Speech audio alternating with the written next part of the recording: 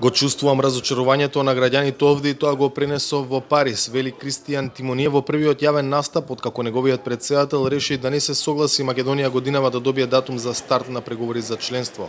На пресконференцијата, чија цел беше да се оправда потегот на Емануел Макрон, но и да се превенира поголемо незадоволство на домашната јавност, францускиот амбасадор надолго и на широко ги објаснуваше причините за епилогот на самитот во Брисел. Според него се давале ветувања пред работата да биде завршена. Некои дадоа ветувања, а после ја префрлија грижата на други за да ги исполнат. Сега и тие треба да сносат дел од одговорноста. Јавното мислење беше подготвено за позитивна одлука, што пак беше притисок врз земјите членки.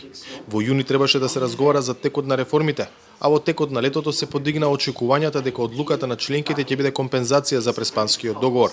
Се случи чудна промена на перспективите, од исполнување на конкретни задачи со геополитички аспекти. Таков беше случајот со некои од нашите партнери во Унијата. Ме прашувате дали има шанси да се промени ставот на претседателот Макрон. Ништо не е затворено и ништо не беше затворено на неговата пресконференција.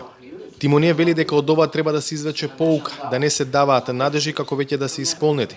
Објаснува дека од една страна се емоциите, а од друга се политичките разговори за иднината на Европската Унија. Морам да ви признам дека се отвора прашањето за нашето внатрешно функционирање. Точно е дека идеите не се јасни, особено за идното функционирање на Унијата. Што значи проширување? Како ќе се направи? Зошто? За да не се најдеме во процес да го правиме она што сме го правеле и само да ја додаваме нозе на стоногалка која и онака тешко се движи на меѓународната сцена. Порача дека нема гаранции дали и што ќе биде направено пред самитот во Загреб, докој Унијата пак треба да се наврати на прашањето за датум. Очекува реформите да продолжат, особено во судството и во разузнавачките служби, иако вели дека е свесен дека поради предстојните избори темпото може да забави. За Гласот на Америка, од Скопје, Владимир Мирчевски.